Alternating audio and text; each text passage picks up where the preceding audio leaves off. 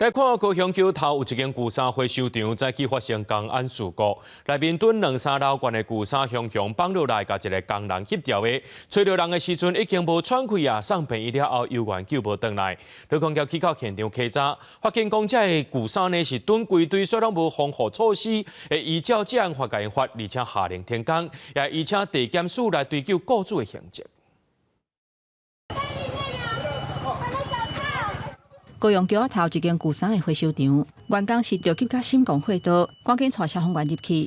找到早起传出公安事故，一个差不多60岁查某员工，伫处理衫的时阵，边仔贴甲2、3层楼悬的旧衫，怎熊熊规个放落来，该戴伫下骹。有利用他们的这个工具这个把衣服来搬开另外再以徒手的方式来实施这个搜寻。消防员伫规大堆的旧衫内底，找到这个掉伫下骹的员工，不过已经无喘气、无心跳，送病院抢救也是不幸过往。家属知影这个消息是真伤心，也真生气。万泰回收场无做安全的措施。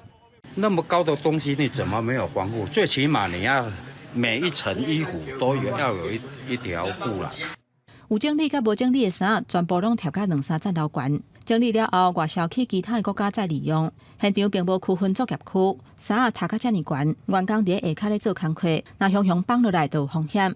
其他业者私底下表示，这种的是旧式的做法，即嘛大部分的回收场拢改用输送带，而且分区作业，确保人员的安全。原料存货区一定要固定，员工的作业区你都要区分出来，外销成品区你也要把它区分出来，不能混合在一起。